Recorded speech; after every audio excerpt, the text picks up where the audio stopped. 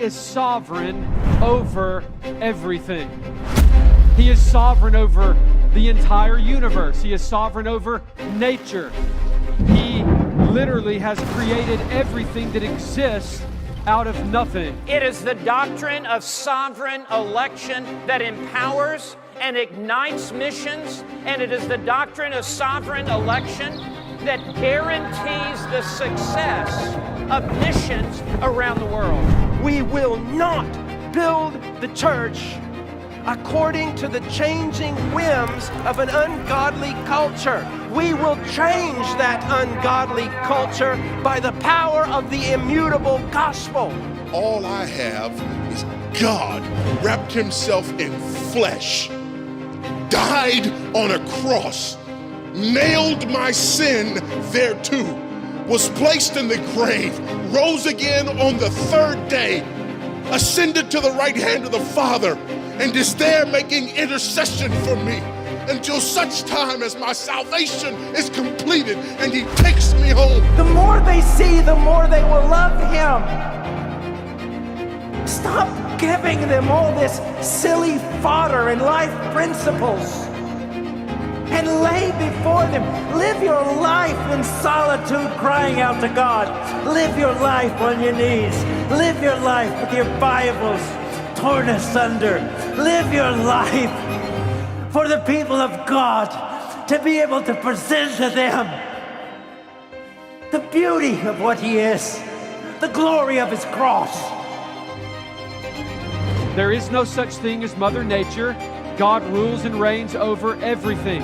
There's not a leaf that falls from a tree that God did not call it to fall at that very moment. God is in control of every single thing, meticulously ruling over the entire universe.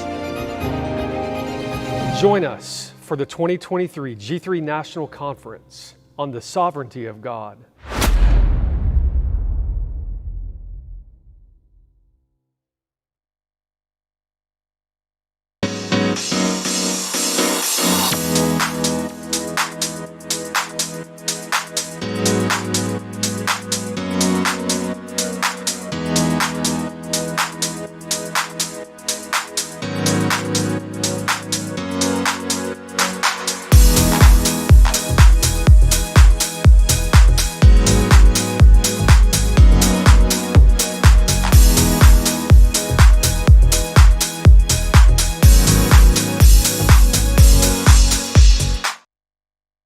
Actress KeKe Palmer and her boyfriend, Darius Jackson, have taken the internet by storm by doing what I personally believe is one of the main problems with relationships in our American culture at large.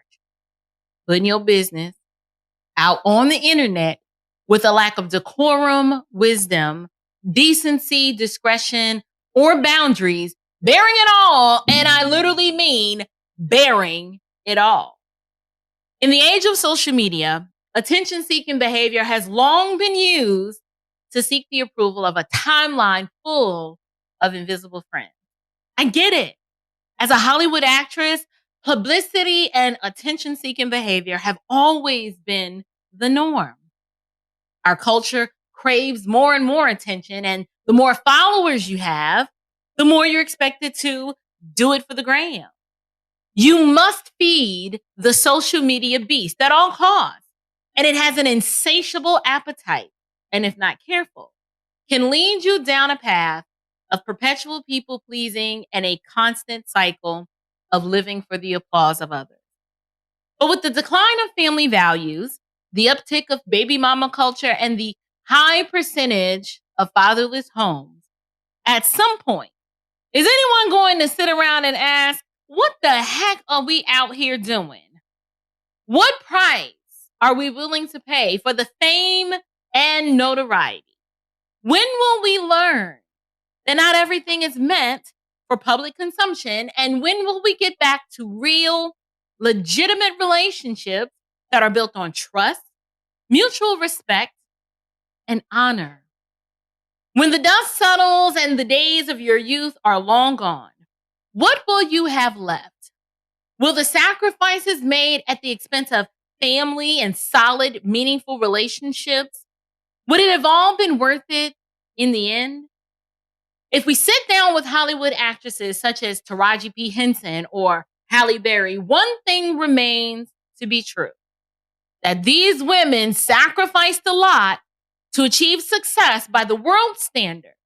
But in the quiet recesses of the night, when the glare of the Hollywood lights have dimmed down and the red carpet events slow down, and the children that they've given birth to are grown and off living their best life, what do any of these women truly have left that make them feel fulfilled and content? You see, life truly is about trade-offs and choices. No matter what they try to tell you, you cannot have it all. Sure, they've got boatloads of money, but I can guarantee you that when they take the time to do some long soul searching and introspection, they will admit that the pursuit and gain of the world felt great at the time and in the moment. But the feelings of emptiness in your soul, when you look around and realize that family is truly one of the most important things to invest in outside of a relationship with God, you'll discover that it cannot be bought with money or societal acceptance on the world stage. On today's show, we're going to discuss baby daddy Darius Jackson and how men today, no matter how much they think they've evolved, have the same innate needs and desires that have been determined to be true throughout the annals of time. And that's the idea that no man deep down inside wants to see his woman boot up with another man looking like a stripper, especially if she is the mother of his child. And we're going to discuss discretion, the importance of wisdom, and how the lack of these virtues can truly lead to a broken home.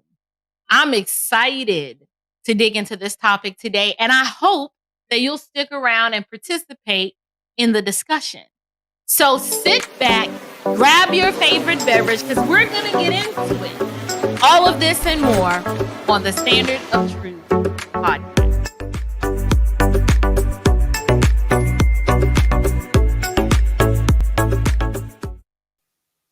Grace and peace, you guys. April Chapman here with the Standard of Truth podcast. Welcome to my Friday night live stream. I am so excited to be here with you this evening. We are experiencing a little bit of inclement weather here in the Metro Atlanta area, just a few showers and thunderstorms. So by God's grace, the internet will hold up.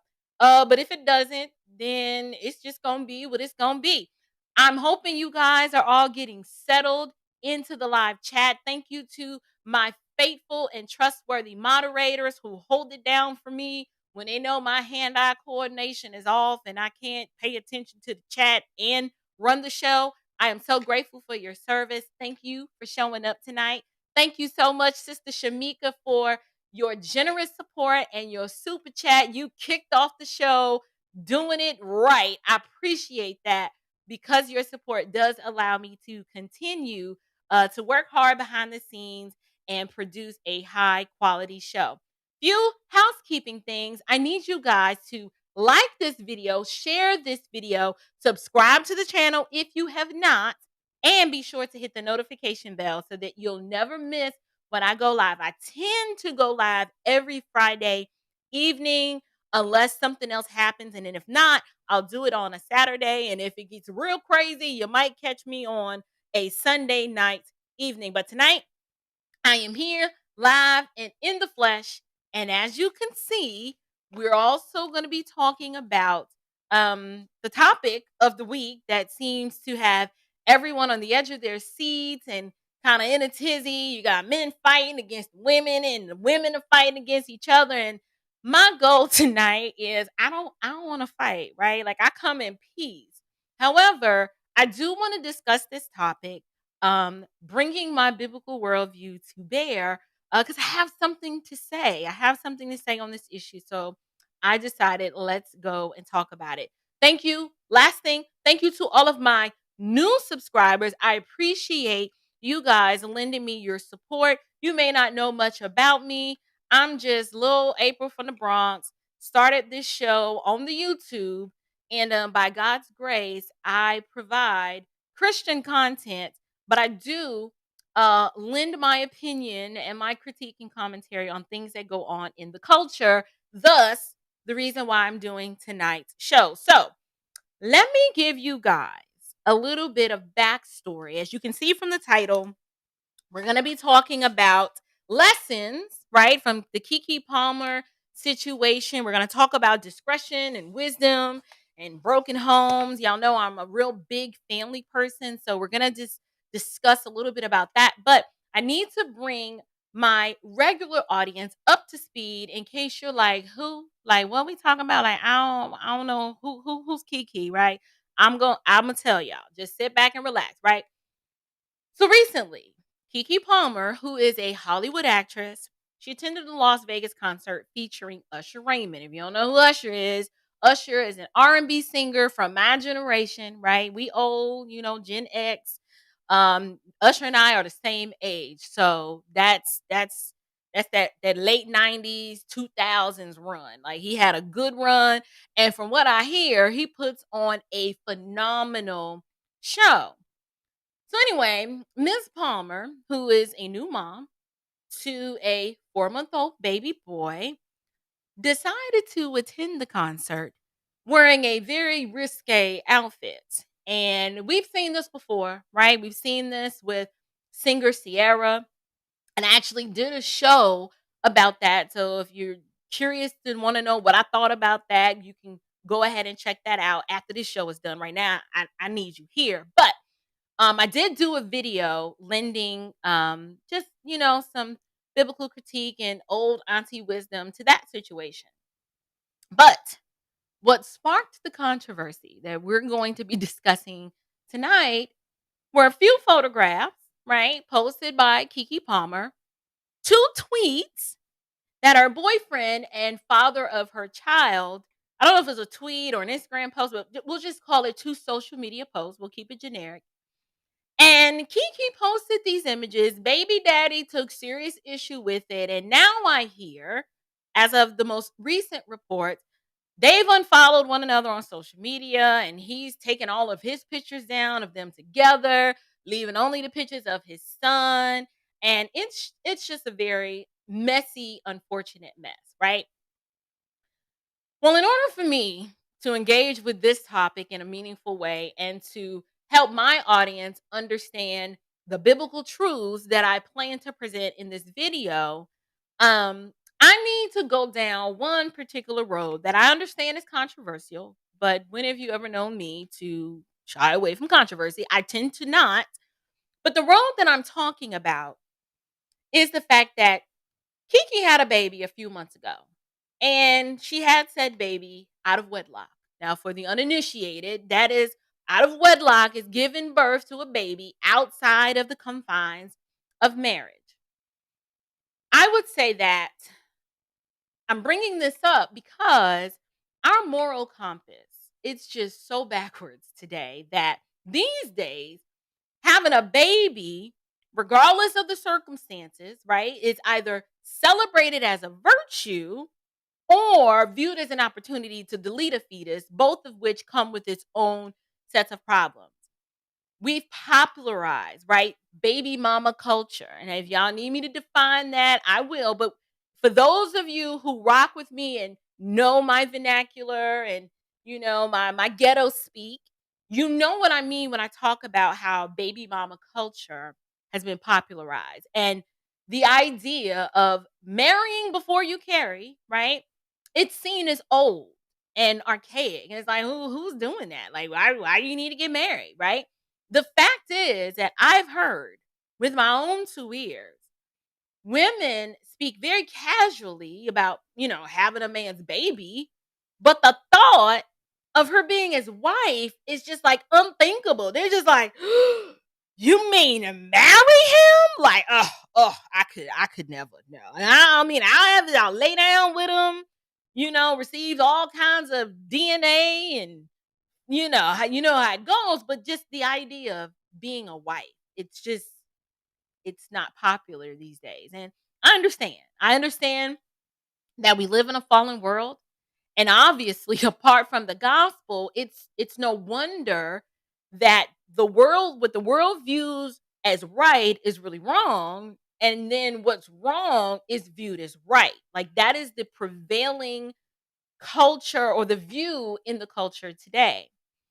But I would say that though Miss Palmer announced the news, when she announced the news that she was pregnant, despite all of her success and all of the money, at the end of the day, for me, I actually experienced some sadness because instead of us celebrating that she was about to become somebody's wife, everyone was celebrating that she's just about to be a baby mama with no talk of marriage on the horizon. And I know for many of you, you're just like, well, who are you that you get to, point out what used to be universally true within our culture? Well, I am a Christian, right? My worldview dictates that I examine the world from a biblical lens. It doesn't mean that I am, more holier than thou because y'all know I'm a wretch undone apart from the saving grace of Christ. However, we don't have enough women who publicly speak out and make it known that you shouldn't be putting the baby carriage before the marriage, right? Like that it's just like a little order that's supposed to occur in. Now, what makes KeKe attending this concert so newsworthy? You're like, okay, so she went to a concert, so what? And right? Well, a couple of things make this important. Well, for one, KeKe is a very popular Hollywood celebrity, right? She comes with loads of black girl magic, as they say. She's incredibly talented. Like the girl can sing, she can act. Like even my girls know her from the movie Akilah and the Bee. So in my girls' mind, she always gonna be little Akilah. But KeKe is grown. She's like a whole grown woman. And she has a baby and she looks incredible for having given birth 4 months ago. Like, if I must say so myself, she looked good.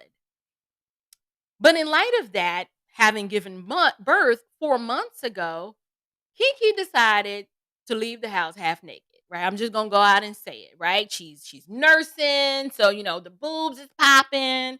And she's grown some hips. She's grown some hips and some thick old thighs since giving birth. And I get it. Listen, I am a mom of 4.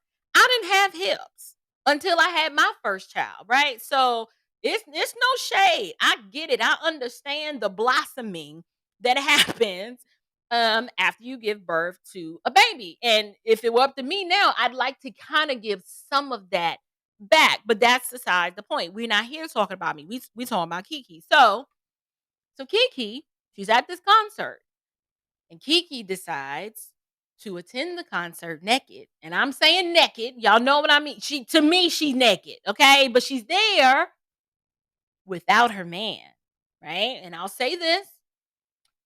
I am so glad that my marriage and relationships predate social media because a lot of what we see is simply just juvenile madness. Like, we're not about to go half on the baby.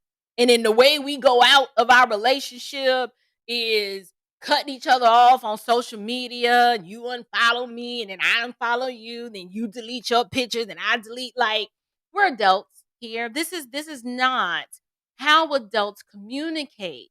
And I struggle. Like, I can't wrap my mind around any of this. And it could be because I'm just from a different generation. I come from the generation. It's like, oh, I made you mad. I'm gonna pick up the phone and we're gonna have a conversation about it. Better yet, can you come over because we need to talk like right now.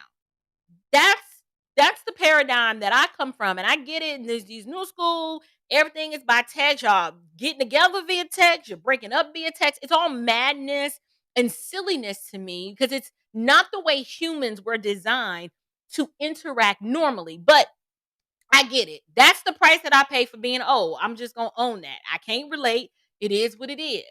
But it doesn't mean that I don't have some wisdom to bring in this situation. So let's get back to the story.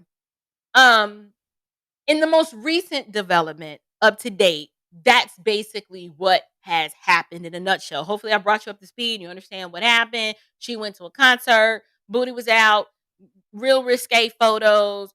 The baby daddy sees it. He puts up one tweet was, "It's the outfit for me. You're a mom." Like that's him clutching his pearls like, "Really? So that's what you decided to wear to the concert? You're somebody's mama." I understood wholeheartedly where he was coming from. And then the next tweet was him doubling down saying, "Listen, I'm not going to apologize." I'm paraphrasing. "I'm not going to apologize, for having standards and requirements. Like, this is my family and my woman and my kid." And, basically he was clapping back at everybody who had something smart to say. Now, y'all, I'm a Christian content creator, right? So I make content for believers to consume and to enjoy for the purposes of spiritual edification and even correction and rebuke when warranted. But today's show is going to serve more than one purpose. One, I want the secular world to know that they're just simply some universal truths that whether you are a believer or not, they're just true because truth is objective. I know that's hard for some of y'all. Y'all like, it's not what I feel. No. Truth is objective. It's knowable and measurable and can be tested, right? Two, that as a believer, my goal when examining the culture, I do so in light of what the scriptures teach, helping them to see that the world is demoralized and that worldview that they're clinging to, it's futile, it's fleeting, and it's only going to lead you down the path of self-destruction and more misery, right? So this is why the gospel is so important and why I give it often on my show, because you never know who's watching. And then lastly, three, the goal of this show is to exhort believers that no matter what you see the world doing, God's way is always best. And that when we lean to our own understanding, trying to live a life apart from Him, lacking wisdom, which according to the scriptures are found in Christ alone and in the scriptures themselves, we will always end up broken, lacking a true identity, unfulfilled, incomplete, just deficient and broken. Life apart from Christ is just bad. You like a ship with you think you got direction, but you really don't. And then four, an explanation needs to be provided as to what the solution to all this foolery is, right? What are the gospel implications when we see something like this unfolding? And what can we provide in terms of hope, right, to a lost and dying world? So let's get into it. The first thing we're going to do is we're going to deal with Darius first, right? We're going to deal with Darius first and the lessons that can be learned from this entire situation, right? I'm going to deal with him first because men are the ones that are supposed to lead. And I don't care that he is young. I don't. Why? Because we need to end this extended stage of adolescence where you start treating whole grown people like they're children. Like we need to just treat everyone, young men and women alike, like the adults that they are. So like if you're over 18, you're an adult, right? You may be young, you might be inexperienced and don't know much about the world, but you are still an adult, no less. So when I was examining this situation, problem number one that I noticed is that he made the grave mistake of one, not stepping up like a man and laying out his expectations, his standards, his requirements from the get-go. Like that was, to me, mistake number one here, right? Now, there might be some things that fall through the cracks in the early stages of relationship, but I can guarantee you that within those first 90 days of me being with Mr. Chapman, I already knew what it was and what it was going to be and how it was going down, right? Like I already knew what was expected of me, and I already knew that it would never fly. I just knew certain things was just like, no, we gonna be done. If this happens or if this line is crossed, ain't no going back. It's over, right? Why? Because I was dealing with a grown man who didn't have time for childish games. Now, there is a considerable age gap difference between myself and my husband. He's got me by 11 years, but I was a whole grown woman when I met him. But he made it very clear, not in this overlording, here's the list of rules, and if you don't do this, it wasn't that, right? I just knew that there was no situation where I'd be allowed to go out looking like a thought, right? Disrespecting him in public and we'd still be together. Like I just knew this is the day that I chose to end our relationship. Like I knew that there were just certain choices and decisions that I would make that would just it was just going to be done, right? Men, and this is not just my opinion, but we can just look through history and how relationships function and move over time, that men set the tone and the direction of a relationship. Now, I know in this modern world, things seem to be flipped, and women, we just doing what we want to do, and we think we calling the shots, and we think we're in charge. But men honestly do set the tone and the direction of a relationship. And when we fail, or when they fail to set the tone and the direction of the relationship, a woman will basically take over and she's going to do it for you. Like if you don't come in the gate laying it down how it's going to be and not hear me clearly, if anybody has met my husband, they already know he is not some beat on your chest, like do what I say. Like he's not that kind. He doesn't have to be, right? His very presence, you just like, he's here. Okay. All right. Well, this is how it's going. He doesn't have to be that way. So I'm not talking about some crazy, overprotective, jealous maniac, right? Like there's a place for those, but that's not what I'm talking about. I'm talking about true male strength and leadership. It doesn't come with a heavy hand or a loud voice. It just doesn't. It is very calm. It's clear, but it's very precise. My husband, he doesn't have to make a scene, right? Like I say, he don't have to beat on his chest and be like, I'm here. It's none of that. He just says what he says. And when he sees like he's not going to get compliance, like he'll just keep it moving. There's no hard feelings. I knew this.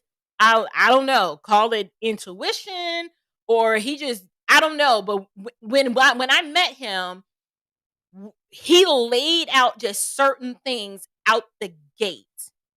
And I knew, okay, so if it's not going to be like this, and he's just going to keep it moving. We're not having any hard feelings, but he's going that way, I'm going this way, and that's just it. Now, with that being said, what are some of the key takeaways that we see with baby daddy, brother Darius, right? One, twerking on another man. Like twerking on another man will always be a problem. Why? Because it's disrespectful. It just is, right? If the shoe were on the other foot, right, we wouldn't even be having this discussion because women would know, ain't no way your man is going to be out and you're not there behaving in a sexual fashion with another woman, and you're going to be okay with it. You already know you'd be Tasmanian devil the first. You know this, right? But I'm curious to know. I am curious to know if this is Darius's first time seeing that outfit. Like they've been dating since, I can't remember if it was 2019 or 2020, but they've been together. It's been more than a year. I'm just curious to know if that was his first time seeing that outfit. Now, I don't know the inner workings of their relationship. I don't know these people, right? This is a learning opportunity for the broader culture at large, but not sure if they live together. I don't know. But let's just say, if they live together, did he not see her leave the house or Maybe he didn't know what she planned to wear. She's in Vegas. I'm assuming they live in LA. I don't know if she, took a little flight or a private jet to get. We don't know all those details, but I'm curious to know. It's just a question that I have if that was his first time seeing that outfit, right? Because Darius has, in the past, he has posted pictures of KeKe showing off her post-baby body, which to me, I'm like, why is this time different? Right? But because Darius, like in his mind, his thing is, I'm thinking for him for a moment. When KeKe turned around and showed her whole behind and it wasn't for him, her actions are now embarrassing to him, right? It wasn't like before where he's showed photos of her post baby body and he's like, yeah, that's on me. Look at this. Like, I get it. It's inappropriate. You shouldn't have been doing that because now look at you now. You're sending mixed messages, right? But when she turned around, knowing what I know about men, it was just like, well, hold up. First of all, what are you doing? Like, why we all gotta see it? And why are you rubbing it all on somebody else that's not me? This is how this brother was probably thinking. Here's something. What can men learn from all of this? This gonna sting, but you gonna hear it. Here you go. You need, and this goes for both men and women, but right now, since we're talking about Darius, I'll just address this, with friendly fire to my brothers. You need to marry before you carry. I'm sorry, you just do. Like you can't just have a baby with anybody. And I'm not saying that KeKe is just any old body. We can move it away from her and just in general. The standard rule should be why? Because it creates for healthier societies that you need to marry before you carry and not just have a baby with just any old body. Right? In Darius's social media posts, he claimed to have these values and standards. Well, if these values and standards that you claim to have, are they new values? Did you just adopt them, right? Like the moment you saw the booty out, did you just decide, oh, this is my new value system? Or have you always had these values? It's a question. I'm not shaming him for having them. You should. But sometimes the reality doesn't hit you until it's too late. But Darius is going to have to own up to the fact that he allowed this and he created the perfect environment where behavior like this was allowed to thrive and it was okay. He allowed it by advocating for it in the past under different circumstances, of course. And so, this is my opinion, by his silence and his celebratory nature in the past, showing her on the gram, letting her twerk, you gotta eat this, my guy. You wanted to enjoy the benefits. You wanted to enjoy the benefits of being a husband without requiring the woman that you were with to be an actual wife. That's just the fact. Because let's be clear. Men know the type of woman. They know the type of woman that they have. Right? Men pay very close attention very well, right? Because they're not detailed people. They look at big picture situations. But when it comes down to that, they pay attention, right? Darius was expecting KeKe to what I call self-regulate. He was expecting her to self-regulate just because she had his baby and became somebody's mama. But what he failed to do, he failed to lay the necessary foundation, which was to require her to be a wife first. Y'all had the baby first. She wasn't your wife when you got her pregnant, and she's not your wife now. You failed to lay the proper foundation and require her to be your wife so that you could actually be in the position to regulate the lack of her self-regulation. Secondly, Darius's paternal and husband instincts, they kicked in, right? But they kicked in out of order and a little too late. I understand. I'm not a man, but I have 2 boys and I have a husband, and we talk about relationships a lot. Men are wired a certain way. If depending on the type of man you're married to, if you're a married woman, ladies, if you're put it like this, my husband takes in a lot from the animal kingdom. Like lions, that's his animal. And he has just taught me so many life lessons just by observing how lions function in the wild and just how they are. Now, he's not reducing humans. Like we're created order, God's highest, the pinnacle of his creation. We're not animals. But there's a lot that you can learn by watching how lions function in the wild. At the end of the day, Darius did stuff out of order. And he's not alone in this, right? It took the 2 of them together to come together and make this baby, but they did stuff out of order.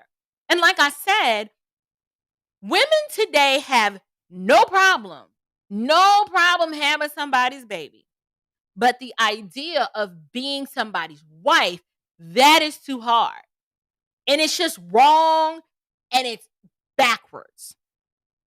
The problem is nobody knows what the appropriate boundaries are anymore. Nobody even knows what's appropriate anymore because pushing the envelope and being as gasp worthy as possible, it seems to make one more popular and get them more attention.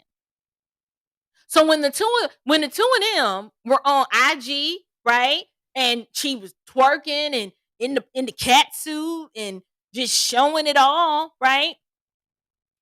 In your mind, Darius, not that he can hear me, but I'm just, if I were to speak to him like an old auntie or a big sister, I would ask him,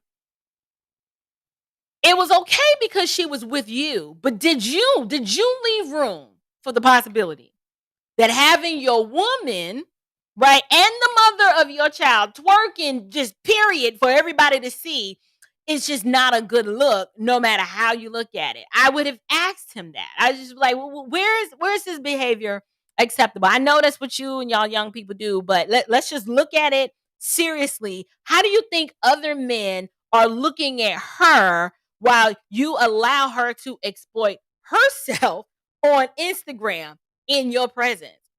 Are you leaving room? And it's not that, I don't care what people think. Well, on some level, we should. On some level, there should be a little shame. There should be some decorum. There should be a sense of self-respect, particularly if you're in the public eye and people are watching. But what Darius has done, what he has done is precisely what most people in this generation tend to do wrong. They spend more time putting their business out for the public to consume, not thinking through long-term implications of, okay, she just had a baby, she looking kind of thick there, that's all me. But now you're parading it for everyone to see, and you haven't spent enough time focused on the actual relationship itself, right? You're just putting your business out for public consumption. And they're just things that you guys have not talked about or given much thought to. Because let's be honest, many people today do not have a solid sense of self, right? So to fill the void, right, on some level, almost everybody is seeking the approval of others. So what do? They run to social media, right? So the likes, the hearts, the comments, all of it is designed to fill this insatiable need for approval and affirmation. So it was okay, right, when everyone was liking and leaving the comments about how amazing KeKe's body was post baby, because in your mind, right, you like, that's all me right there. Y'all see it? It was all good. But where were your standards and where were your values then? This is just big sister, old auntie, stranger on the internet who don't know you. That is what I would tell you if we were in some sort of close knit relationship where I was a friend of a family. We would have had that conversation. I'd have been like, well, wait a minute now. I know you're in a new relationship with the little famous girl, but you just, everybody needs a family member like this, right? It's not that you're overstepping your boundaries, but when you love and you care about people, particularly younger ones, and you see the road that they're headed, you kind of just pull them aside and you have that conversation. Like, so you just gonna let your baby mama just twerk it all up on Instagram? Like, is that good for the ethnic image? Is that good? Is that the image that you want the lasting impression of people to have of your newly created family? Is that what you want, right? Don't get me wrong. Hindsight is 2020. I get all of that. But perhaps being caught up in the moment has now come back to bite you, because it seems as if the two of you at the core, y'all might have a different worldview. But now it's too late. It's too late because you're forever tied together, bonded by the fact that you have a whole 4-month-old human that did not ask to be here. And so now she's mad because you embarrassed her. You mad because everybody done seen, well, everybody's just mad. And so now everybody's reacting. Everybody's reacting. Which leads me to my next point. For some reason, I pray for this world that my girls have to live in. But for some reason, modern women, I find, and y'all know, let me give this disclaimer because I already know, not all, but most. We're speaking in generalities, okay? Let's elevate our minds to where it's not a personal attack. I'm speaking in general. I can't see you. I don't know you. I'm not discerning your heart. What I'm saying is that modern women live for themselves. And they refuse to give any thought to the implications of their choices and how those choices impact their children. I said it. I did. Because the truth is, babies do not stay babies forever. Right? When you're somebody's mama, everything that you do from that point on is now a reflection on the family. And it will impact those babies, whether you are willing to accept that or not. So we don't live in these silos and these isolated bubbles where it's like, oh, when I'm out, living my best life, that what I do has no bearing or implications or future consequences on this little bitty baby. He doesn't know, he can't speak. Yeah, right, today. But eventually, as we see, we've seen it in multiple examples in these Hollywood stars. And I think it's amazing that these Hollywood stars live their lives on the world stage and just expose it all out, because there's so much that we can learn. We look at Tia Mowry. We see the implications of her thotting it up, and it takes I don't know, is he 13, the 12-year-old, however old the little boy is, he has enough sense to be like, what are you wearing? Right? You're in your underwear. Why are you doing this? Even he knows this is inappropriate. Woman, what are you doing? But in my opinion, modern women are selfish and entitled. So what they do will always be about them, rather than the duty and the responsibility that they owe to the people in their care.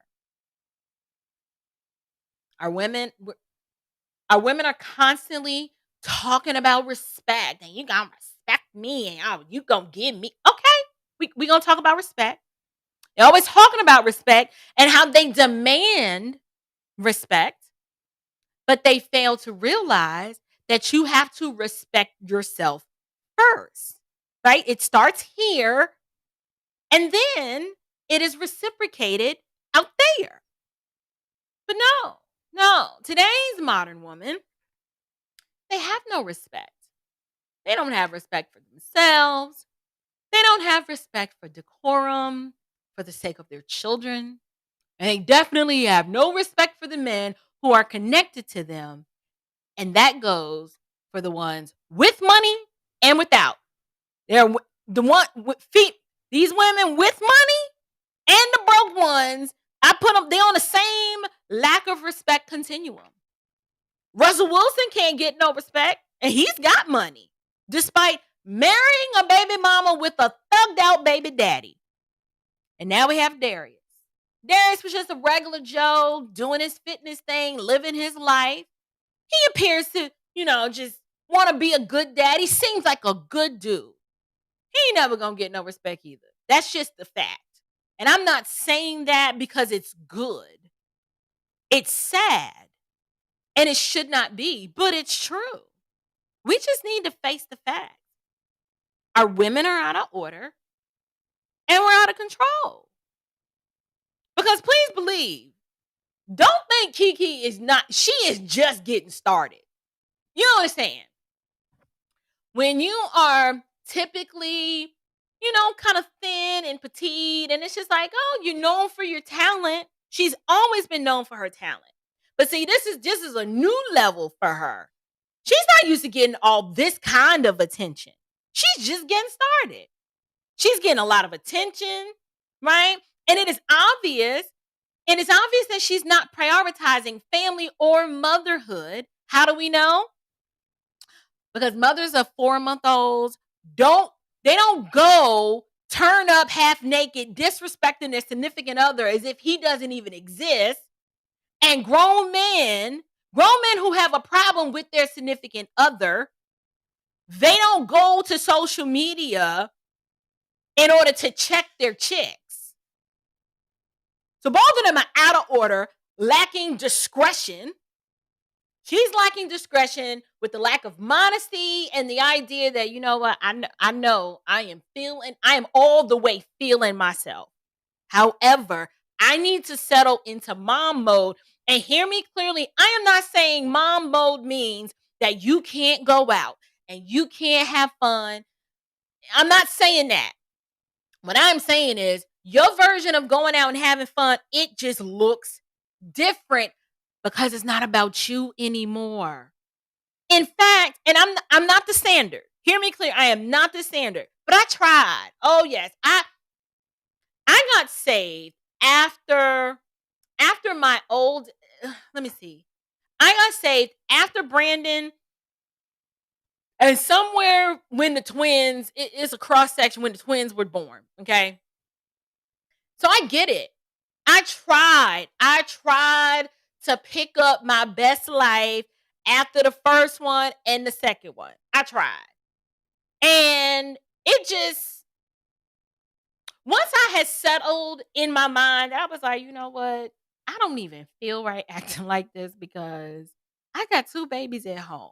Like, I'm trying to be out at the club, enjoying club life, but I'm like, oh Lord, I'm leaking. I got to go pump. Then you're like calling the baby. Did he eat? Okay, how many bottles did he drink? Okay, did you change him? Okay, but did you burp him? You don't put him down like I put him down. Like, your mind should be, let me just focus on this new life. And sometimes mamas need a break. Okay, but mom breaks look like I'm going to just run to Target and get some Starbucks real quick and pick up some new drinks. Like, that's what mom break looks like at this level when babies are that young. And I know there are going to be varying degrees of opinion on this, and that's fine. I told y'all I was old. However, I know, because I've been down this road and I have 4 babies of my own, and I was a young wife and a new mom, that the life that you think you missing out there, it's going to always be out there. But what's not going to be out there is those babies. What's not going to be out there is what you could be pouring into your children. But when your affections are torn between the life you think that you're missing out there versus the life that you actually created, like you made the choice that you was going to be somebody's mama. And so you can't have it all. You're going to have to pick. You're going to have to pick. However, this is what queen culture, and I call it queen with a K, right? This is what queen culture with the K looks like. And why do I say that? I say this because KeKe is our example for the day, right? But she is 100%. She is 100% the archetype of today's modern woman. She is a female she has amassed a lot of wealth for herself at an extremely young age. That girl's been working a long time. Like, she's not new to this.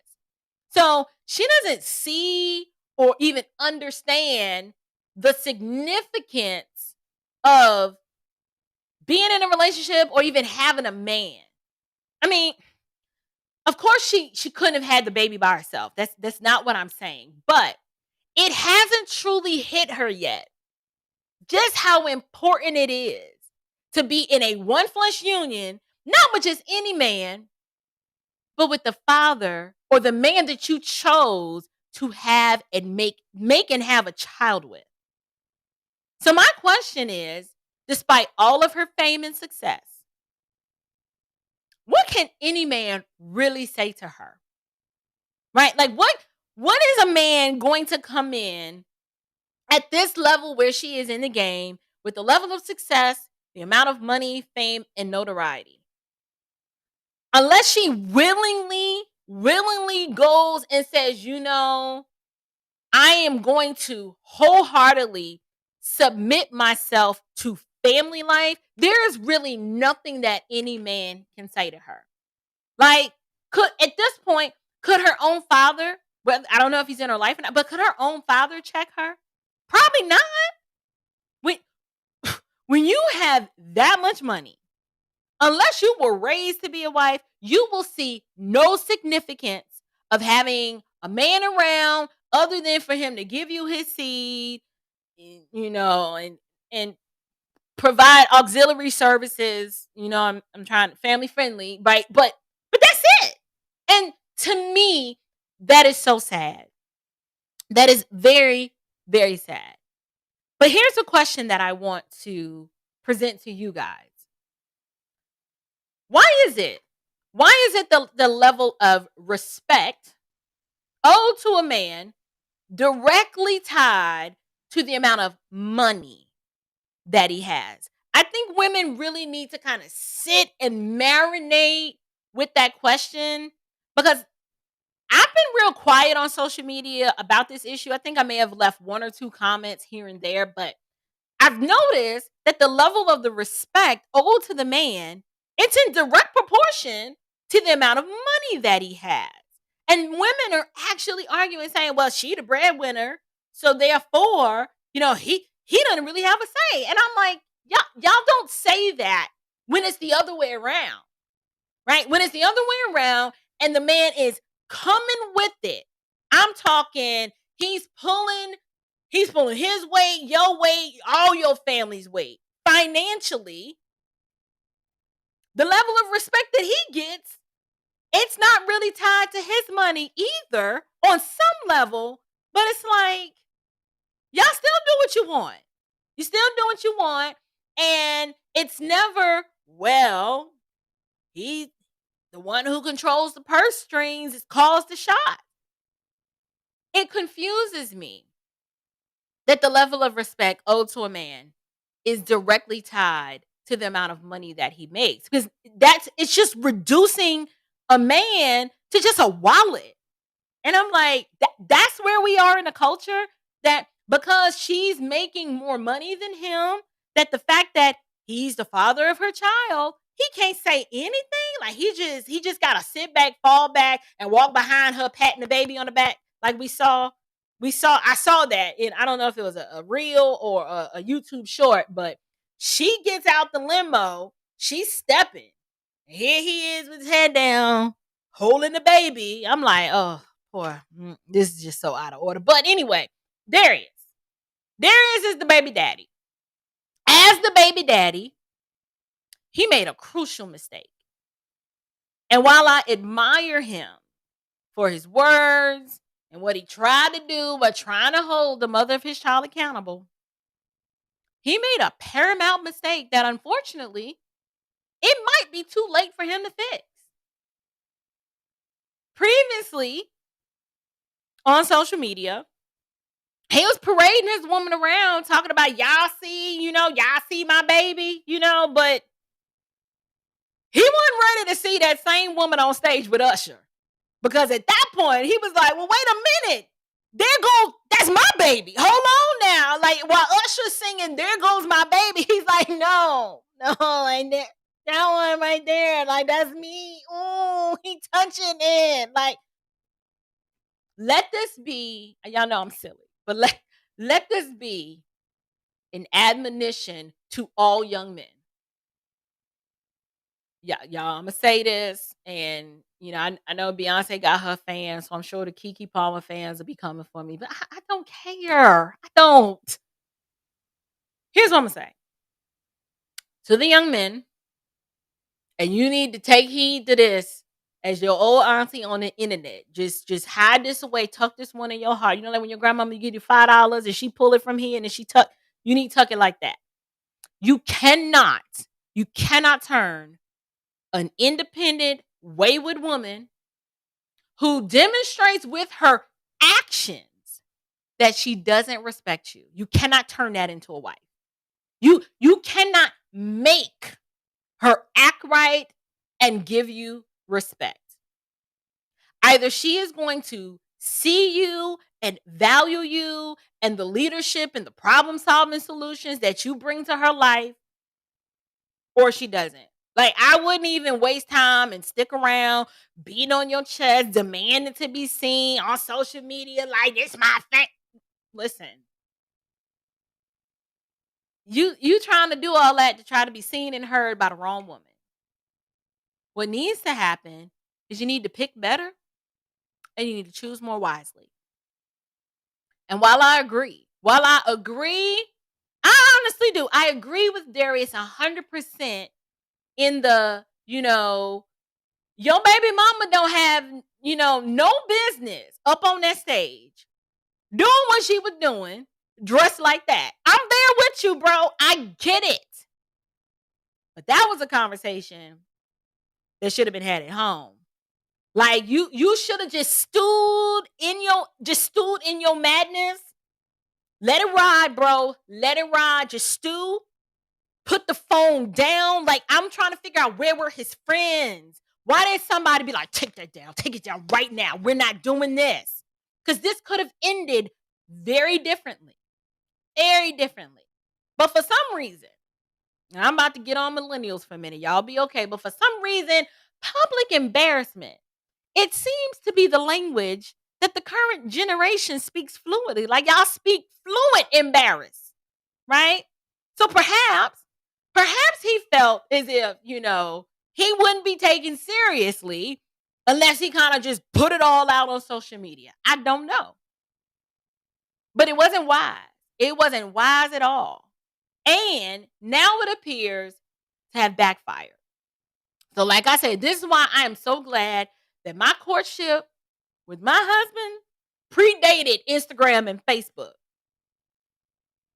But here's the overarching thing that I'm hoping people walk away from this. Refuse the need to satisfy, impress, or live for the applause of invisible friends.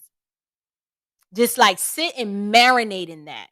When I heard that back in, I want to say 2017, and it changed my life.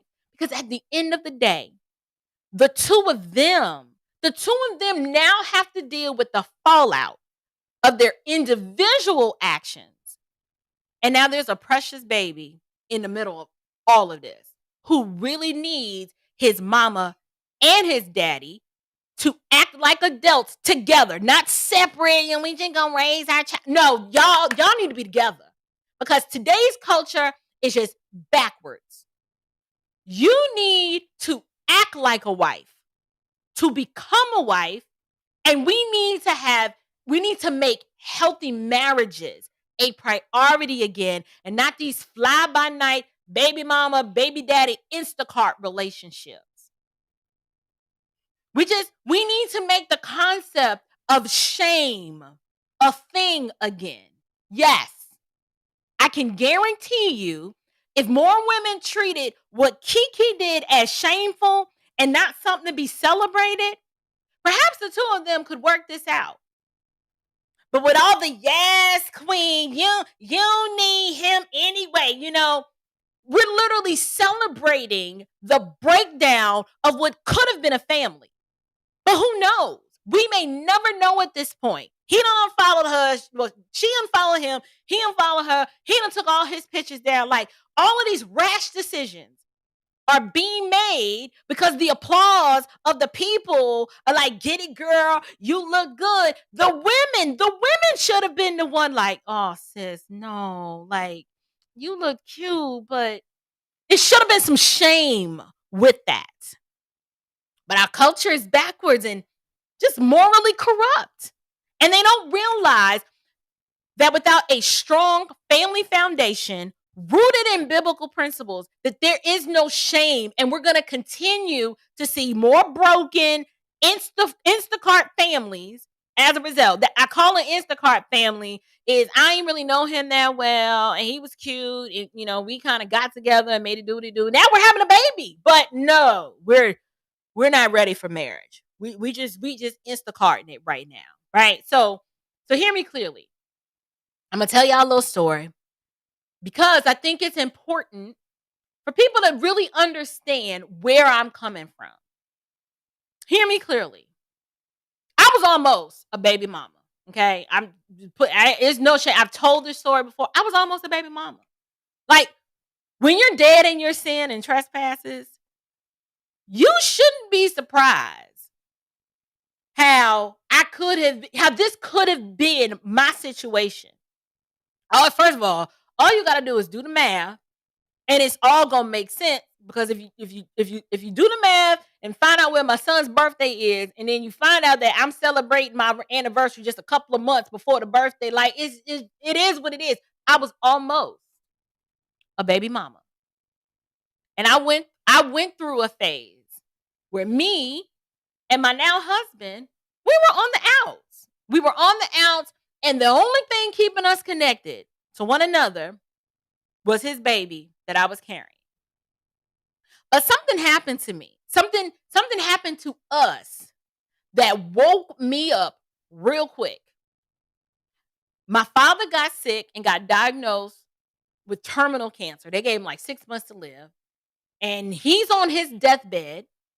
And while pregnant, I ended up in the hospital for 5 days with a degenerating fibroid while pregnant that left me in the most excruciating pain that I've ever felt in my life. Y'all thought I was going to die. I thought I was going to die, and I did not think my baby was going to make it.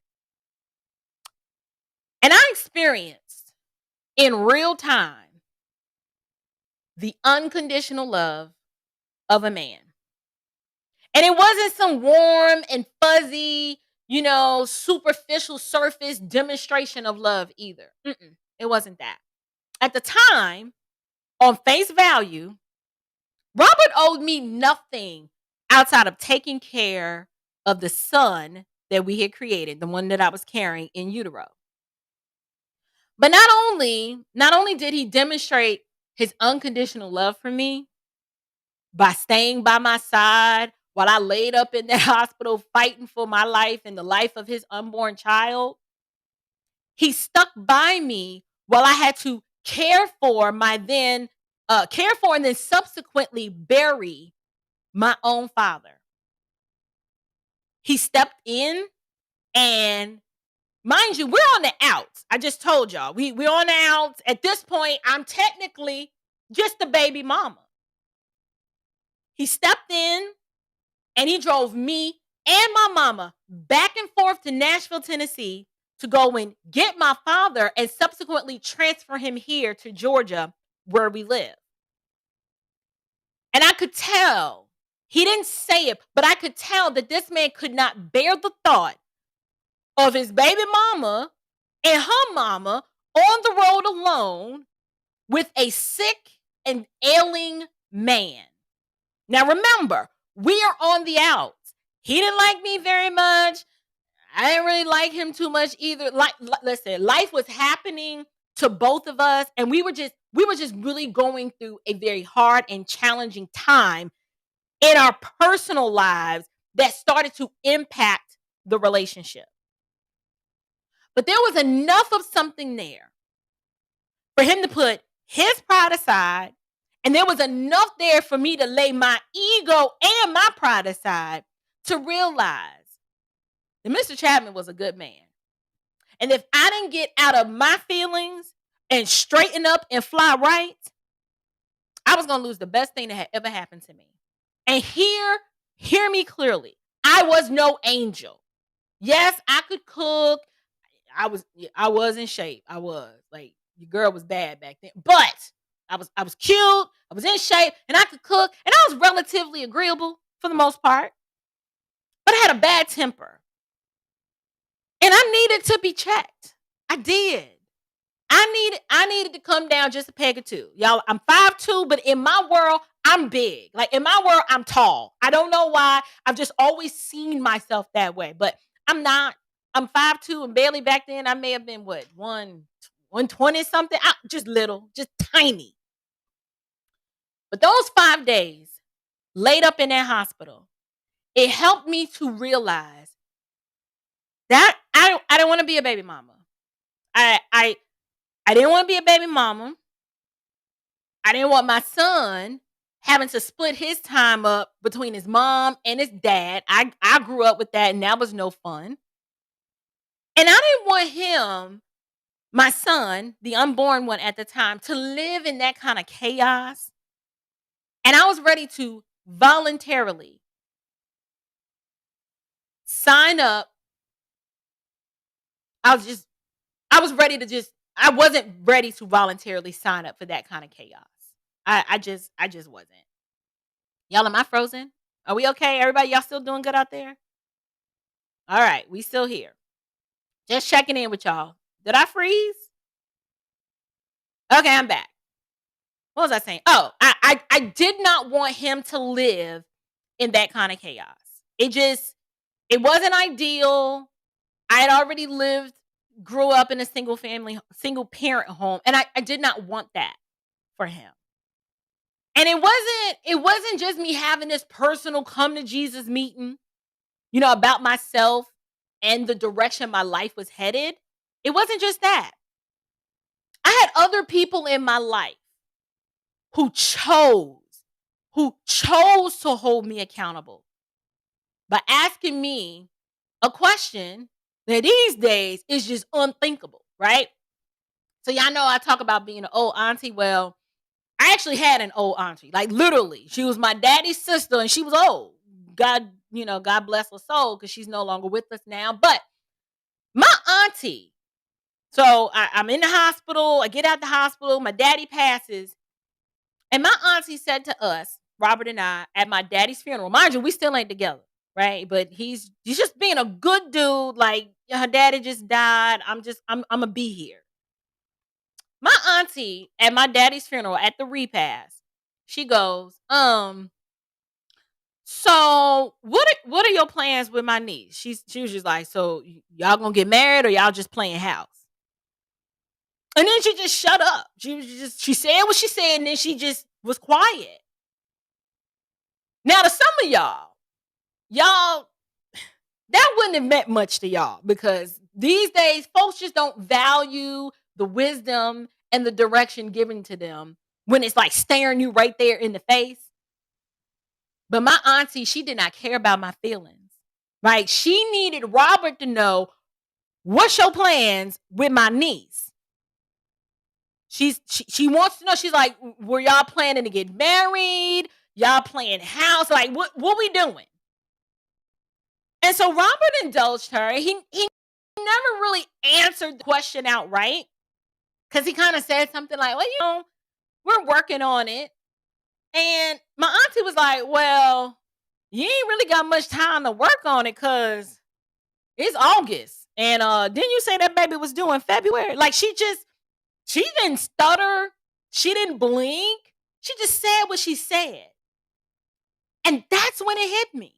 It hit me. And I'm going to say this, and I'm not trying to be derogatory, but I need you to hear me and hear me from the heart. At that moment, I was like, I don't want a bastard child. Like, that's what you call babies born out of wedlock. I know that's a term that y'all are like, oh, but it's called a bastard. And it's not a profane word, but it comes with gravity and weight and meaning. It used to, at least. I don't know how y'all using it these days, but that day, for once, that entire pregnancy, I had not felt the shame until my aunt confronted me. And I honestly believe, I'm not trying to speak for him, but I really do believe Robert did on some level too. So you know what we did? From that day forward, we just put the BS aside. We squashed up what you did this and what you did that. You remember when you did that? We threw all of that in the sea of forgetfulness. And we decided to move forward that day to build a foundation that our children could flourish in, and one that required us to love one another even when it gets hard. And I'm talking to love one another whether we got money or we are dead broke. To love one another whether business is good or everything's about to fall apart.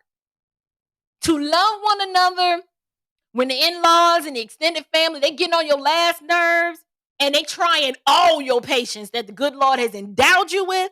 And when everything is going great and when everybody's getting along and when they're not. We chose to be together. And we decided to get married that December. And our baby boy was born that February with his mama and his daddy having the same last name. Why? Why is this important? Because family does matter. I know the culture wants to tell you, well, we can do these reimagined families and we can do a family this way and then some families are kind of this way. And no, family matters. And it's not enough to have these disjointed Instacart families scattered all over the place. God did not design it to be that way. And so many of us, we are doing it out of order on purpose, giving no thought to how the children are going to ultimately be impacted by this. We're not thinking it through. We're living for ourselves, and we're not thinking of the impact that it's going to have on the children that are subsequently coming from these unions.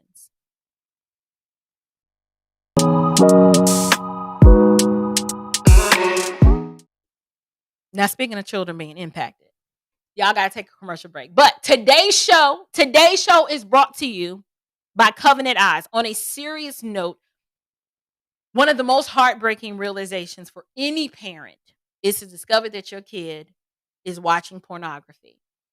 And distressing as it might seem, I want you guys to stay calm. And today, 20,000 other people, they're going to find themselves in a similar situation alongside you. But I want to help you get through it.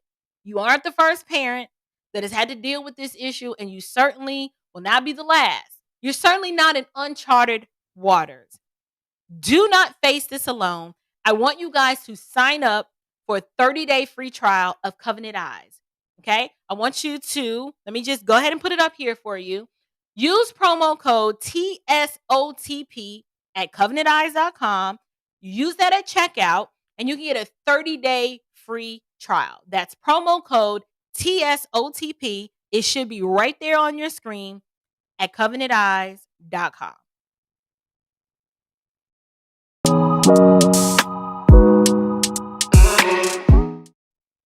right, you guys. So as we continue, I want to spend a little bit of time. Addressing what KeKe did, because we haven't really discussed much of her. In an indirect way, we have, but not necessarily directing my criticism at her per se. But what I've come to realize is that women today, we do not know men, neither do we care to either go somewhere and even learn about them. Like we're just flying by the seat of our pants. We don't know who they are. We don't know how they're wired. We don't even know like how we fit into the world in light of their existence.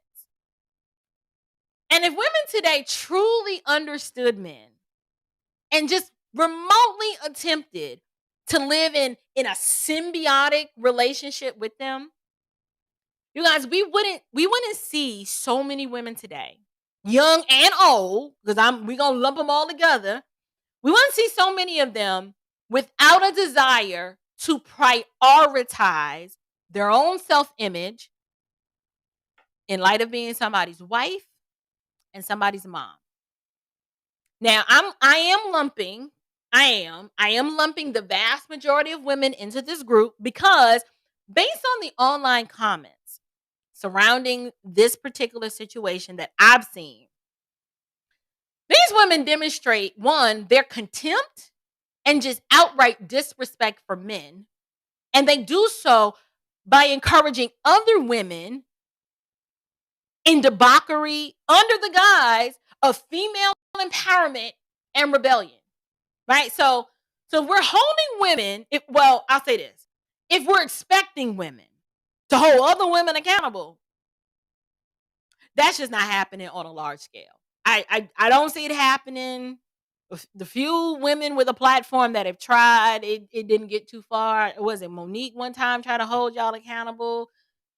The Yoruba priestess, what's her name? Yanla tried. Like, women still stand aside and will watch you. They will watch you destroy yourself and your family while egging you on with a stream of "yes, sis, get it, honey." It's the craziest thing I have ever seen. And so, like, if you suffer the need to have the applause of the group, you just eat that up. Because what these women will do, you will literally just be tearing down your own home, just doing stupid stuff, just living for yourself, doing what I want to do. I'm grown. Can't nobody tell me nothing. And these women, they will cheer you on. They will cheer you on, tell you you're doing great. You're living your truth. Well, aren't you just empowered? Yay. All of it. All of it. And if you are the type of person that you have to have the applause of the group, you will eat that mess up. All we got to do is look at Tia Mowry, a whole grown woman who is somebody's mama, just thirst trapping it up on the internet instead of thinking about her son and the example that she is setting for her daughter. Trust me, kids learn more by watching what you do rather than what you say. My own kids have checked me plenty a day. They will hold me to the stage. I'll be like, dang, she really did see me do that. They call you out. They call you out. And I get it. KeKe is a new mom. Okay? And so I know y'all like, April, why can't y'all just show the girl a little grace? I am inclined to extend grace.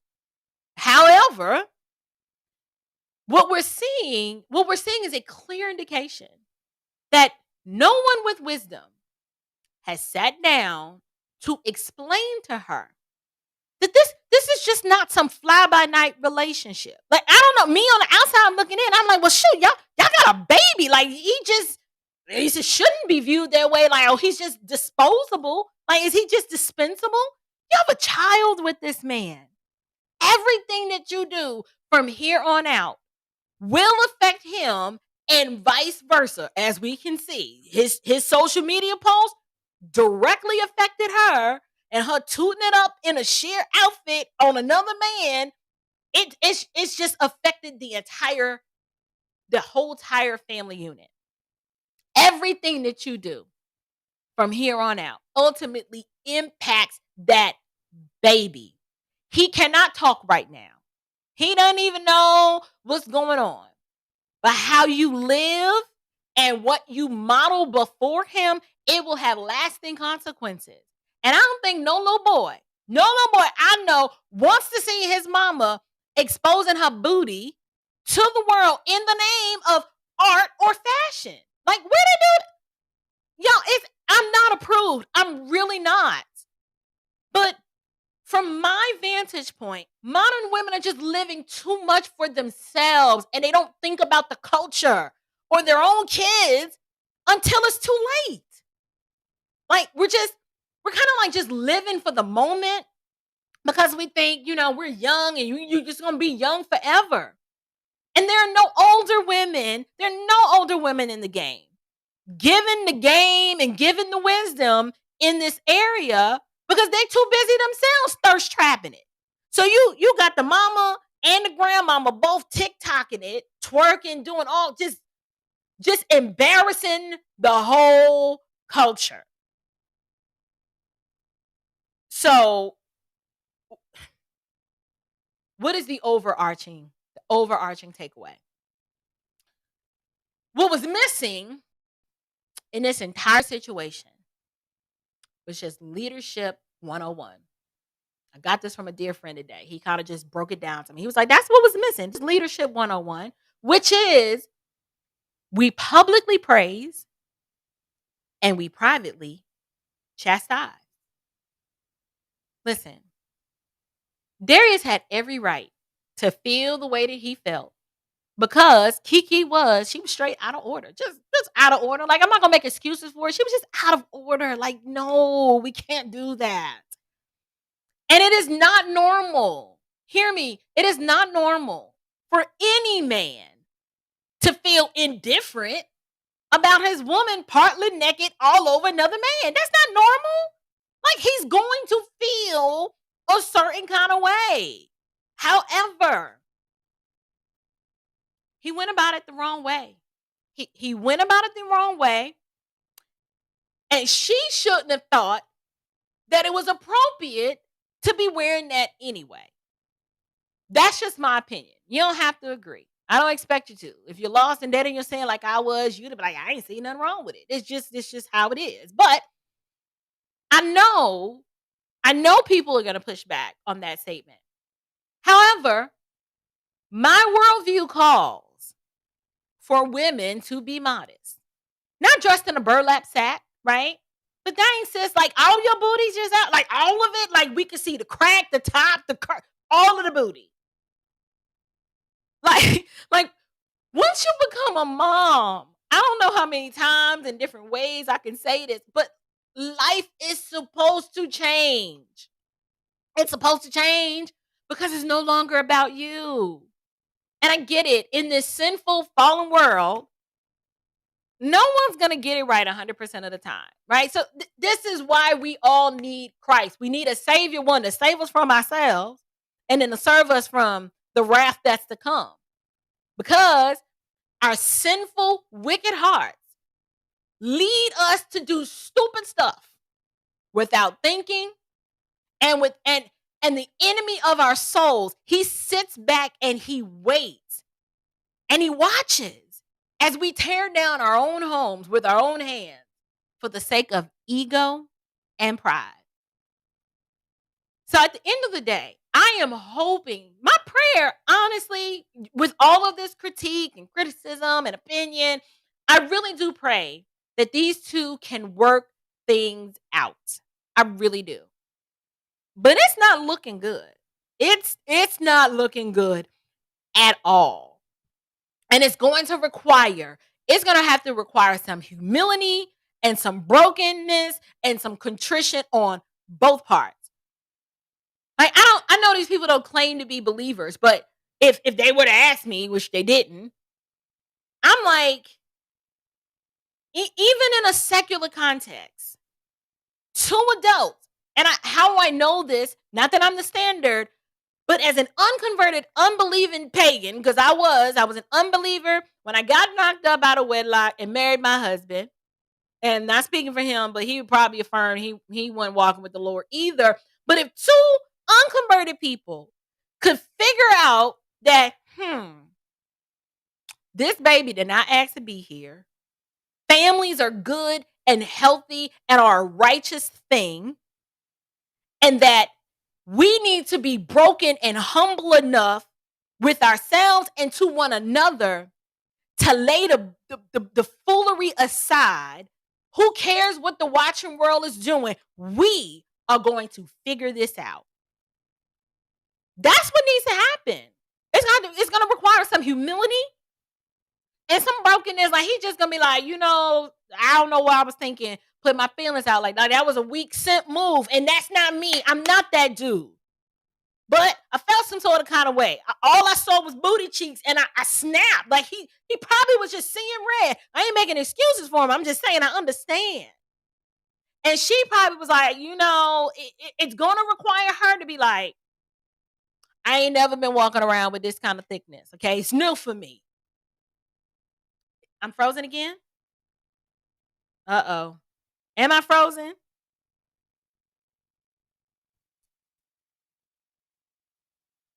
Hello? Am I still here? She told us there was... Yeah, the weather's kind of crazy. Okay, I'm back now. It's going to require her to be like, you know what I was like before I pushed the baby out, right? And I was feeling myself. I am sorry, but our family matters, and them people out there don't matter.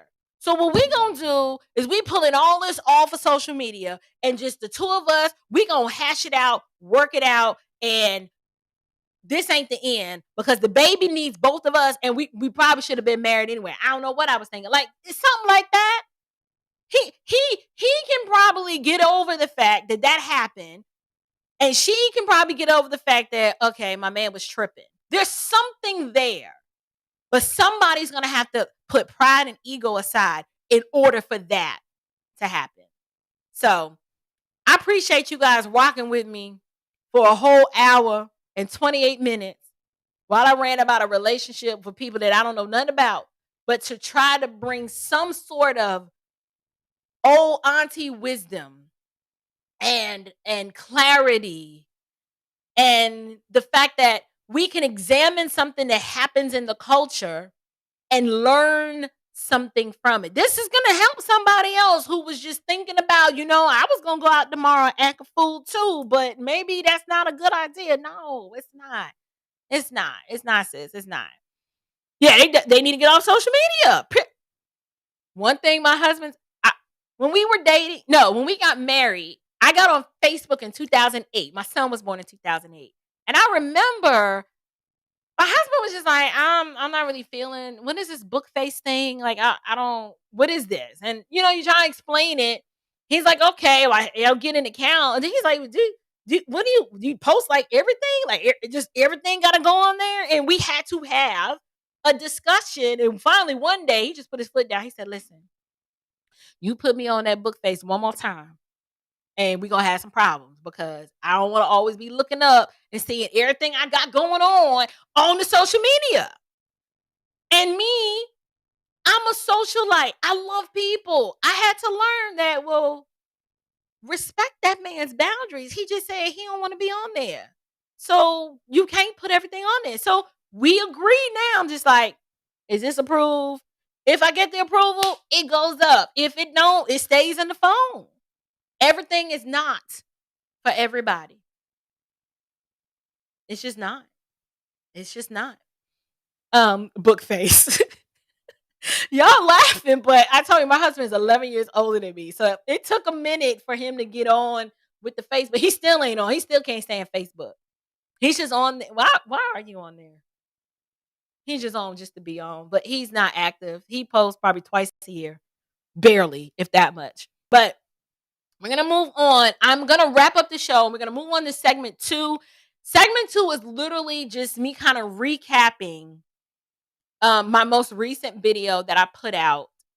And, a lot of people are wondering, April, why did you go so hard, for Teslin on the Breakfast Club? So if you haven't seen that video, feel free to go and check it out. It's very, very simple. It is very simple.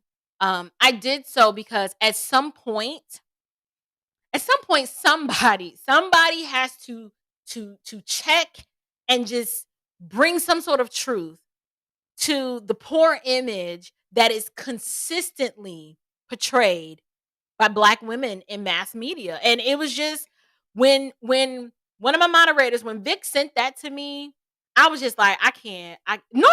People send me stuff all the time. I'm gonna let that go. Like because you can't have something to say about everything. You kind of got to pick and choose your battles. But that particular one, I was like, yeah, I'm not gonna. I can't keep silent.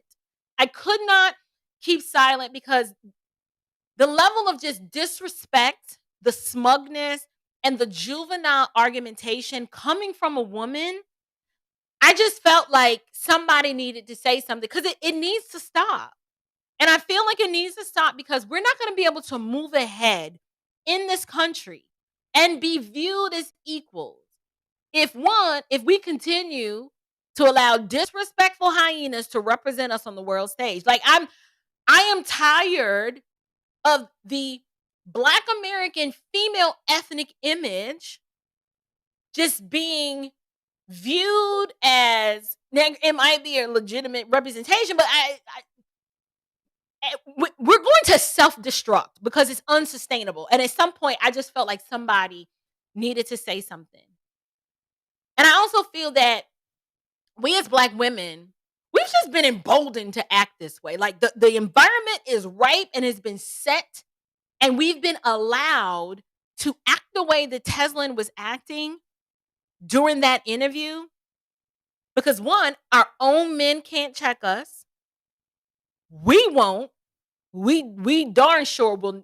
We won't check us, and everybody's pretty much afraid to check us without fear of retribution, and that's a problem. It just is, because this is how you know that a society and a culture is in a decline, when the women and the children are just out of control. Like, to me, that is like the ultimate form of judgment. When the men are shirking back and cowering and not taking their rightful place, and the women are purposely thrust to the forefront, and then the children are out of control, kind of like what we see with the teen takeovers in Chicago, that's when you know that things have gotten really bad and that we are under some sort of divine judgment.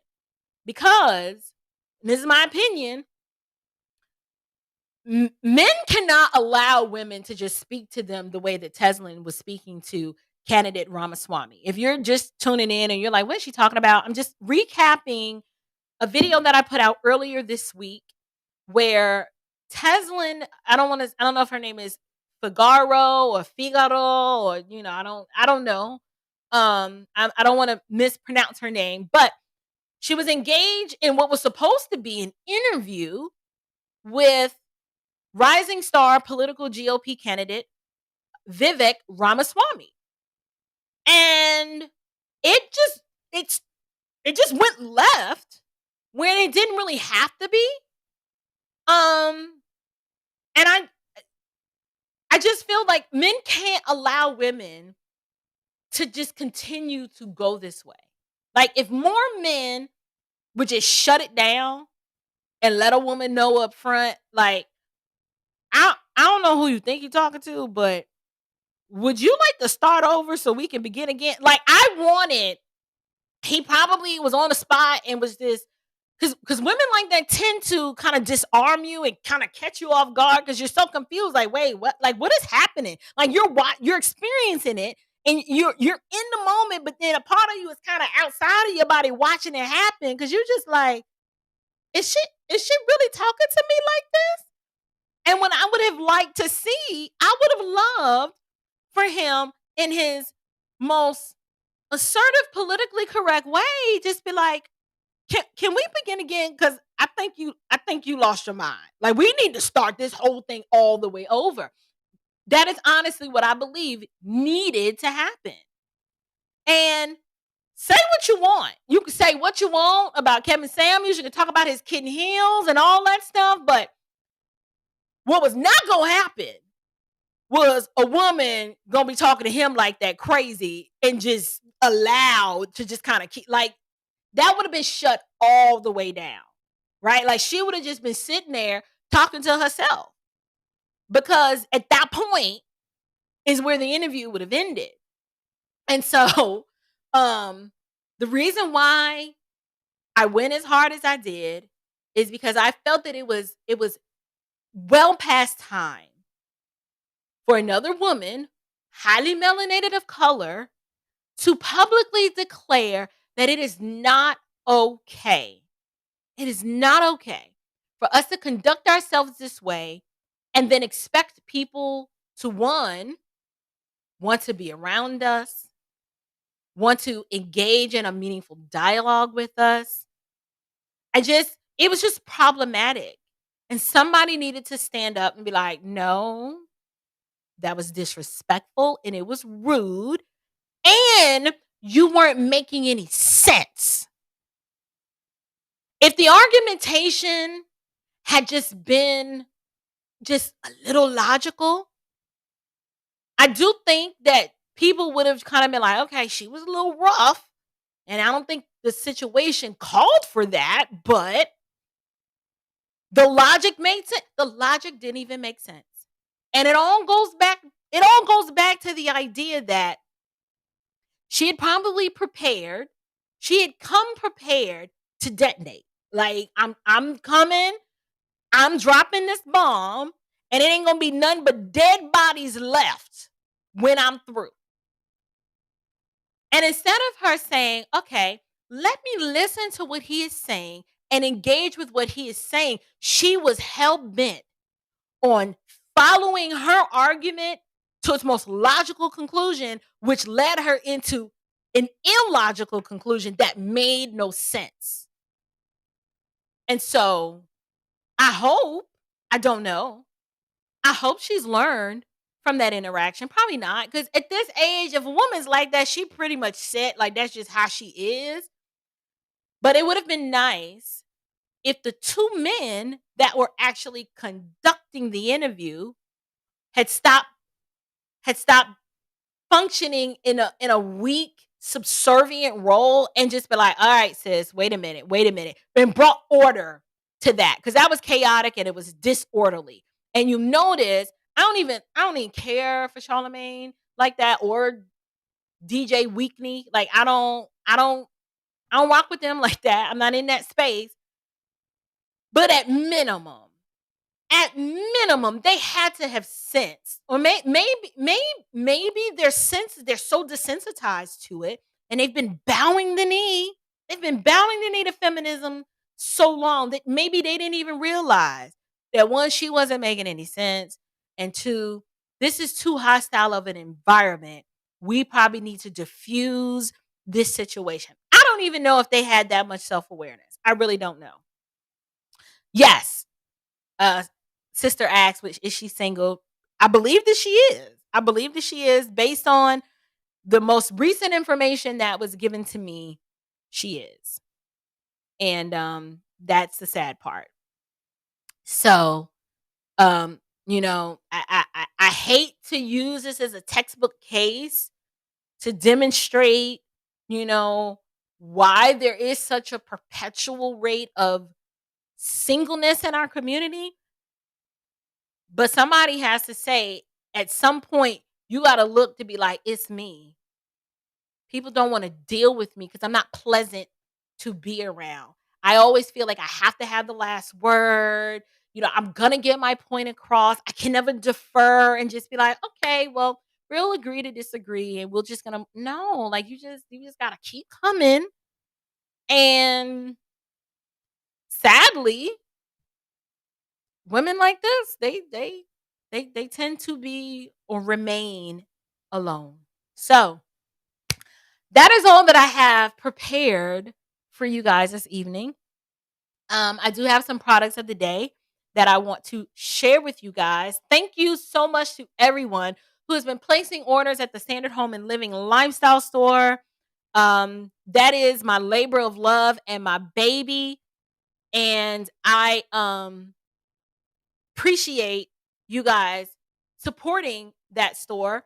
What's been selling so well and what warmed my heart wasn't the superficial cute clothes or the jewelry. So like this is one of the bracelets. This one is Soli Deo Gloria. That isn't what's been selling the most. What warmed my heart that's been selling the most are the book and the Bible studies, right? So the Galatians study is a hot seller. The theology handbook is a bestseller. I can't ever keep that one in stock. The Growing in Grace, that is another one of my top sellers. But tonight,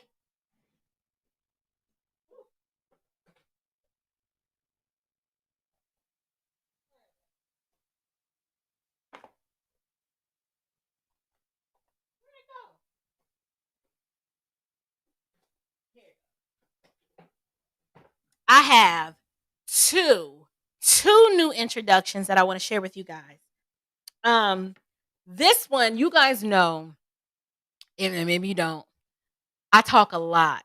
I talk a lot about the book of Ephesians. Ephesians 2 is one of my favorite verses.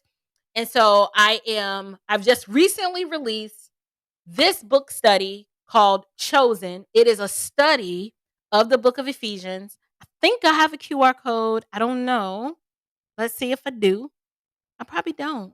I can make one real quick. Hold on. Let's see. Let me pop this in for y'all real quick. This study of Ephesians, you guys, is really, really good. And Ephesians is one of my favorite books. And here, right now, it's on sale for $20. This is a 4-week study on the book of Ephesians. And Ephesians is the Apostle Paul. The reason why I like the book is because Ephesians, it's a letter that he wrote, epistle, and he's kind of talking about what happened to us and who we are in Christ. But there's also so many practical things that you can learn from the book of Ephesians. The book of Ephesians was the first book that my mama took me to when I was little. Like Ephesians 6 was my very first memory verse. Children, obey your parents in the Lord, for this is right. Honor your father and mother. Like I know that because it was just drilled into me. And Ephesians 6, whenever my husband and I, not that we have marital problems, but if we were to get off track or something, we're always brought back to Ephesians 5. And so this book, Chosen, a book study of Ephesians, is my current product of the day. You can scan that QR code to get yourself one. If they sell out, it's not that I can't get more, but you may have to wait about a week. Right now, oh Lord, I'm gonna punch myself in the eye. Right now, I have them in stock. And then this other one, let me get that one pulled up. This one is perfect. Mo, where are you? Did I spell it right? Yeah, when it starts getting late, no, where is it? Attribute. Ooh, no, it's not. Attributes. Oh, I found it. This one, the attributes of God study. This one is super important, particularly if you're a baby Christian or a seasoned Christian and you were raised with like a lot of false doctrine and just bad theology, and you have either a skewed or an incorrect view of God and his character and his nature as revealed in scripture.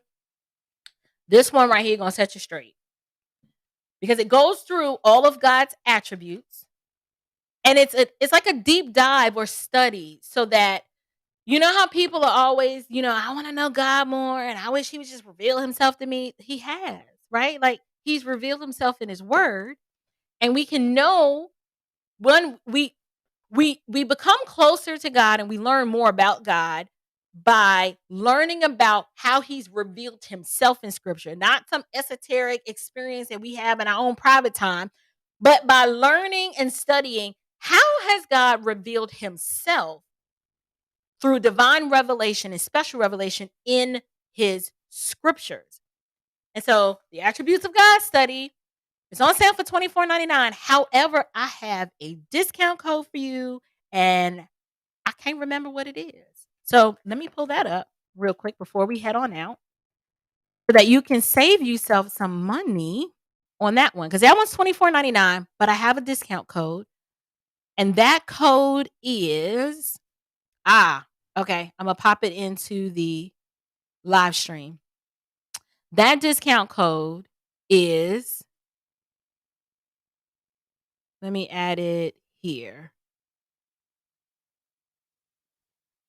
This is a discount code to save yourself 20%. I think it's 20. Is that how much I'm offering? Yep, sure am.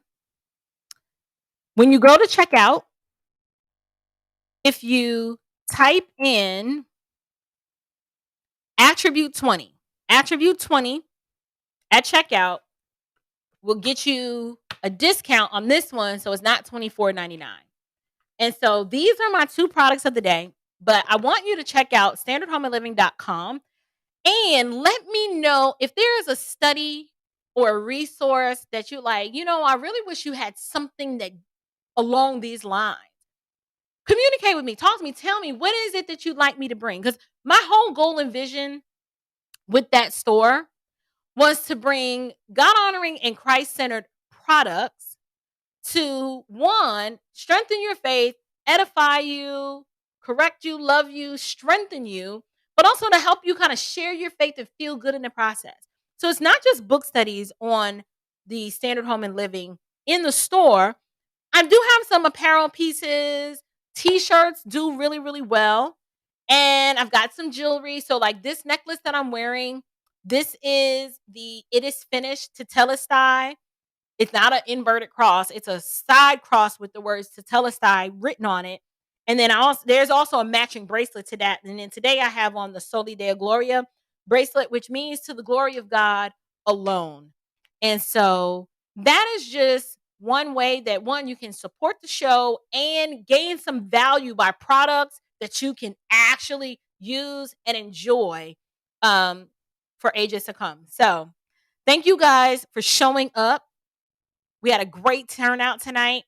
Go ahead and don't forget to like and share this video. I'm so glad that you've chosen to engage in the comments. I will probably who wrote the book studies. So these book studies are by a company that I have vetted because I'm very, very picky. Because I don't want to expose my audience to, heresy or false doctrine. And so the company that has published this is called The Daily Grace. And they've done a really good job, very, very thorough job of staying true to the text of scripture in a nice expositional fashion. And it's women. Now, I am going to come out with some studies for men. Like I have a Roman studies for men, a Galatians one for men. I've got some studies specifically for men. But these are not some frou-frou. This is not your little frou-frou, God is love, love is God. It's not that. This is going to challenge you and strengthen your knowledge in the scriptures in a very meaningful way. So absolutely, yeah. So I appreciate your support, Sister Ashley. Thank you so much. I'm so glad to be with you guys this evening. I am going to head out though, because I did not eat. I'm really, really hungry. Really, really hungry. And lack of sustenance makes me cranky. And I can't run and go get a Snicker bar. So I'm going to go. But I love you guys with the love of the Lord. And y'all take care. Y'all take care. We're gonna go out like Russell Simmons. God bless y'all and good night. You know what he used to say? Who remembers? See, I be telling my age. Y'all remember Def Comedy Jam? Y'all don't know? Okay, I'm just by myself. Okay, whatever. That's fine. How do I get this ticker off? Oh, there it goes. All right, God bless y'all, like for real, and good night.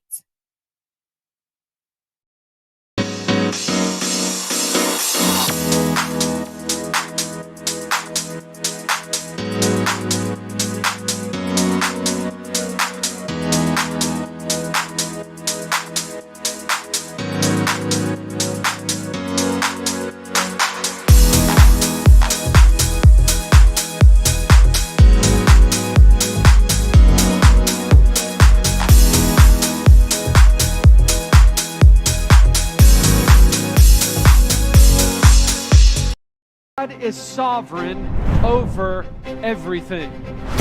He is sovereign over the entire universe. He is sovereign over nature.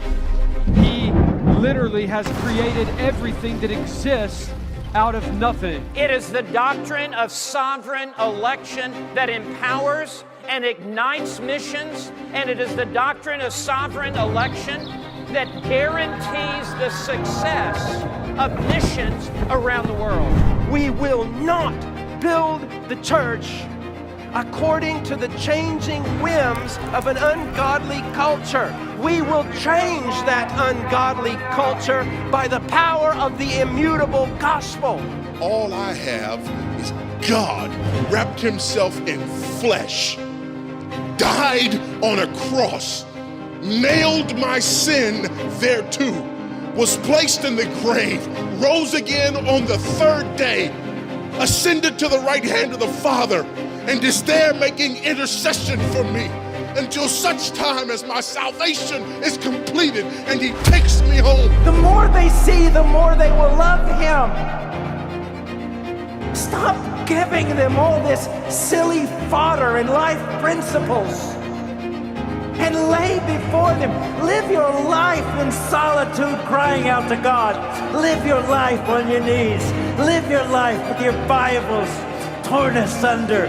Live your life for the people of God to be able to present to them the beauty of what he is, the glory of his cross. There is no such thing as Mother Nature. God rules and reigns over everything. There's not a leaf that falls from a tree that God did not call it to fall at that very moment. God is in control of every single thing, meticulously ruling over the entire universe. Join us for the 2023 G3 National Conference on the Sovereignty of God.